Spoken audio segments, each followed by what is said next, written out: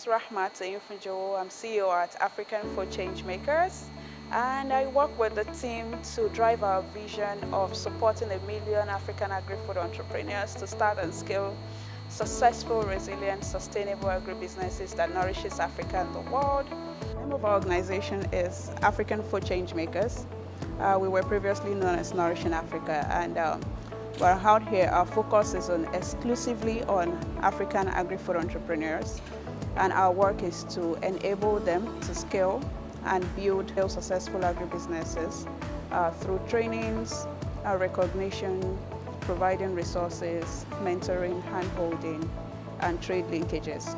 And we also are very big on changing the global narratives about African food. We recognize how much impact Africa has made globally when it comes to food.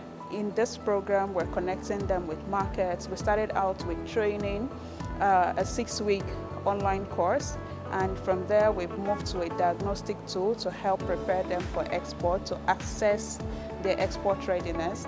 And here we are right now engaging 100 of them, providing a technical workshop to lay down the basics, the practical aspect of starting an export business and actually connecting them to the right people, stakeholders, buyers, logistics provider. For this workshop, we're pretty excited because, it's one of the highlights of this program. The program has been operating virtually for over 6 months now. We kickstarted in January with a call for applications, and the participants submitted applications to enter into the program.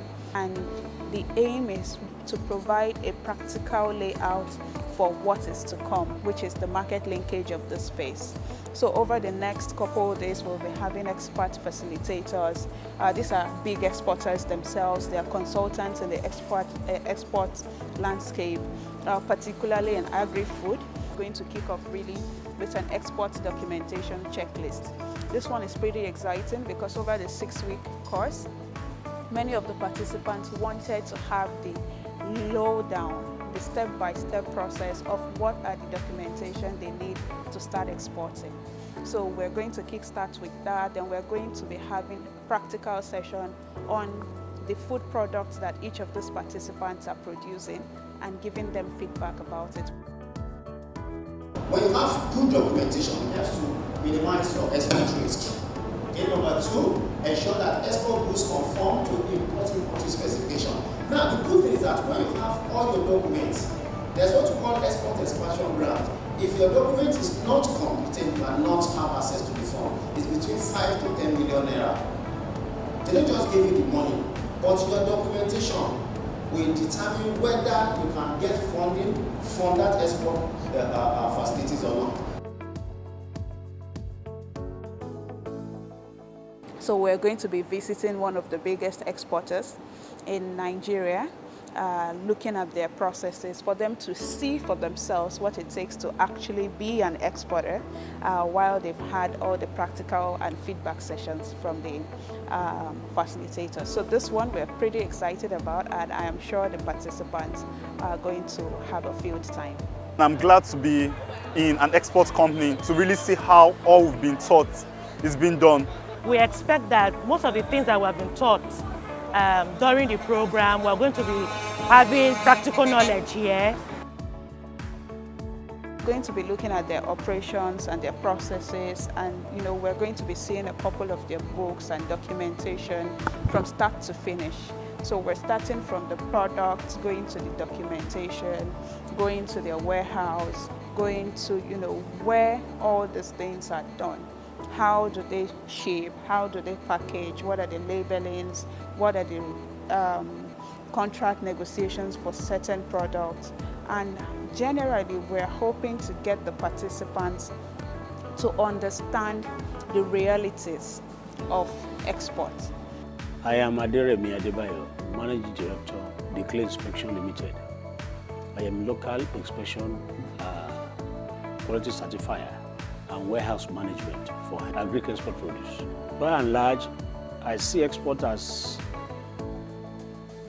the mainstay of this country, whether we like it or not.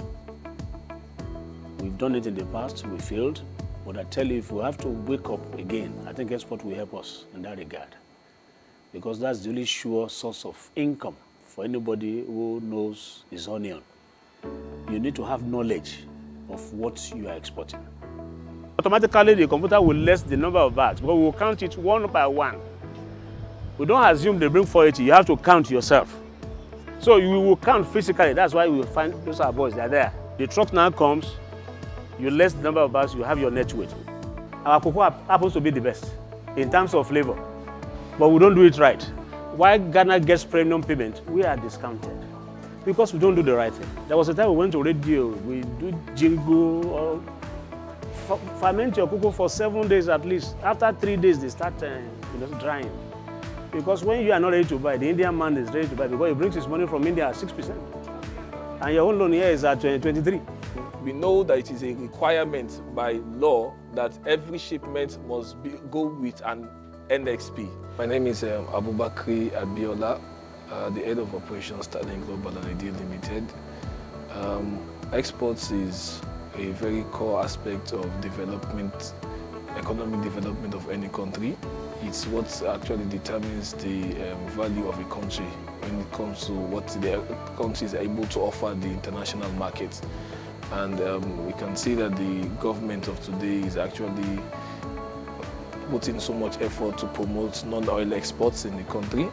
And we've seen that in the figures that have been issued by the Nigerian Bureau of Statistics, where there's exponential growth in export of non-oil commodities in Nigeria. You are going to create your RFI. Your RFI is your request for information. The request for information is what you send to your PIA agent. And your RFI contains your packing list, your final invoice, and this 5 bookings, 1 NXP is allowed. But every container must be linked to what? An NXP. Documentation for a particular NXP, once you close it, that's the end. You cannot process. It's like, okay, you open an NXP of 500 tons. You now load maybe 100 tons, and you now want to go and process that 100 tons. It's not allowed. Having good knowledge of what you're exporting would allow you to be able to market yourself well and actually export what is good. This is a complete NXP form. And look at the financial details here. Your processing bank is the bank that you want to open your NXP in. While your designated bank is the bank that you would pay your next charges in.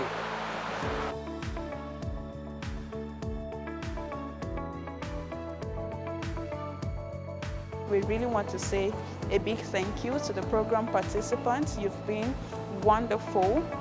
Now providing us feedback, taking the learnings, implementing them, and working your way through this program. Thank you for your participation. And we want to thank the Nigerian Export Promotion Council. Your sponsorship, your funding for this program has helped us. Thank you to the Afri-Exim Bank, African No Filter, Segal Foundation, and for supporters of our previous programs, the US African Development Foundation, as well as MasterCard Foundation. Thank you for all the wonderful supports you've given to our organization. We're really empowered to do more, and we also look forward to collaborating with other stakeholders out there to continue to work with African entrepreneurs, nourishing Africa and changing the global narratives. Thank you so much.